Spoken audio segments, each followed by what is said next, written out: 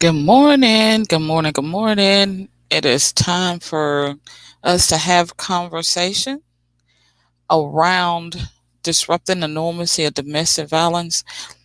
I hope you're having a good morning. It's nice and rainy here, so hopefully everything will stay on. I hear thunder and see lightning. But I wanted to come to you this morning and as we talk about it's not just a sister thing, that we understand that our men are also being abused. So I just wanted to bring that in today. Good morning, and how are you? As you come in, go ahead and share with someone you think may need to hear this conversation. Go ahead, feel free to put it in your group if you need to, because the more we can bring leaders into the conversation, the more we can bring solutions onto the table.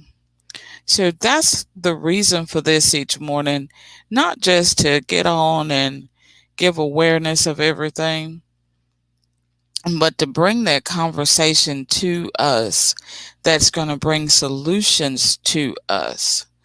So let's share um, as we can and bring it in and have that conversation. So, my name is Andrea Merriman. I'm your creative harmony coach and master domestic violence help coach, bringing you Monday through Friday these morning tea chats. If I miss one, it's because work's going on. But this morning, I'm going to read to you from my book, Serving from the Kettle, which talks a little bit, well, it talks about how to be a servant leader. And when you're hosting your events, you can also use these techniques for your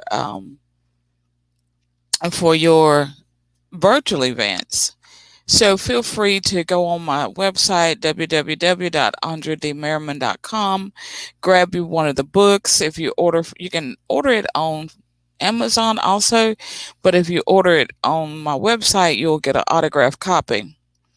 So, not just for sisters. It says, let me be clear, domestic violence is not just happening to our sisters. Our brothers are being abused also. Not only are our women being abused on a daily basis, our men are being harmed.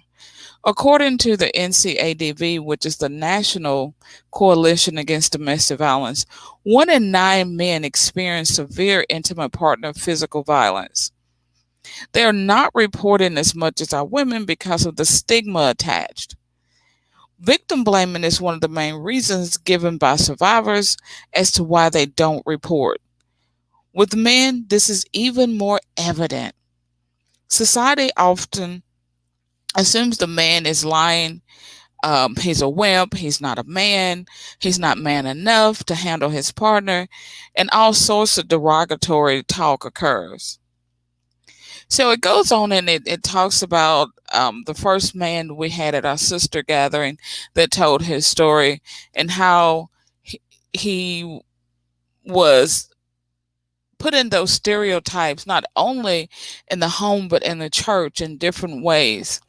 So this morning, I want you to, as we approach our holidays, and you're going to start hearing some more safety tips and stuff coming up. But as we approach holiday time, I want you to be conscious of not just the women that you come in contact with.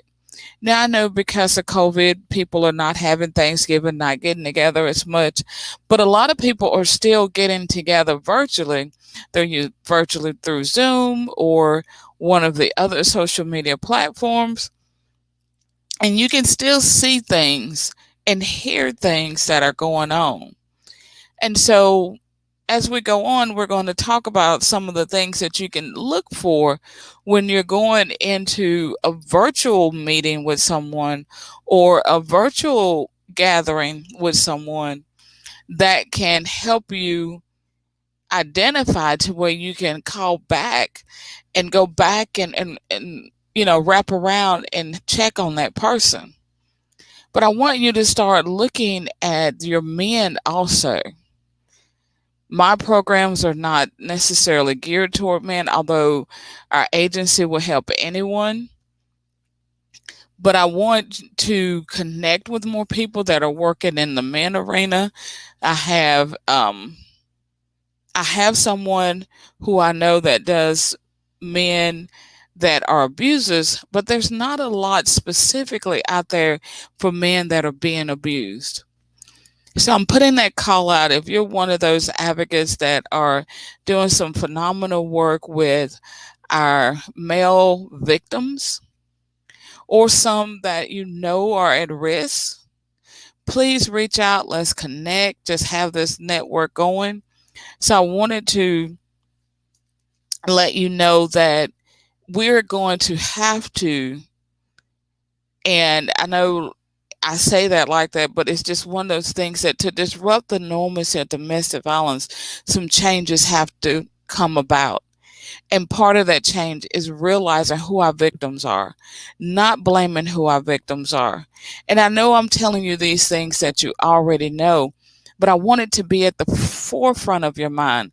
Because if you're a domestic violence advocate, if you're a minister or servant leader that are working in the arena of domestic violence, you know these things, but I want it to be at the forefront of your mind, because so often after we've dealt with so many clients and so many things and listened to so many people that are negative, that are not necessarily advocates, we pick up some of their thoughts because it embeds into us. So I want us to be aware of how we're dealing with our clients, how we're dealing with those that we serve that come to us that may not be our clients, but just filling out to see whether they want to work with us. I want you to be more conscious of how you're replying to your to the person that's self-disclosing to you. Do you sound like you're victim blaming? Do you sound like you're pitying them?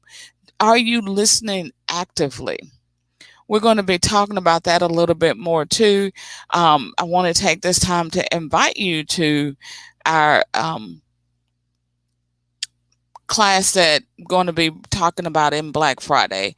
And it is talking about being stuck, is talking about just getting rid of the status quo so that you can step out of your comfort zone and move into that next space. A lot of us want to give back to our communities, but there's certain things that we are not comfortable doing, and so we're playing small because we're not comfortable doing it. So I'm telling you to stop playing small. Stop playing in a space of this is what I always do. And when you do that, you can serve more men, you can serve more people, you can walk into your mission in a space of boldness and knowing that you're capable and looking like you're capable. Because you may feel like you're capable of doing the job you do, but when you look uncomfortable when you're doing it, people don't gravitate to you because if you're unsure of yourself, so are they. So I want you to just start thinking about those things. Join me again tomorrow morning. Start thinking about your comfort zone and go ahead and make a list of the things you're not comfortable doing. Talk to you later. Until we meet again, I continue to pray that you have hope, harmony, and happiness in your life.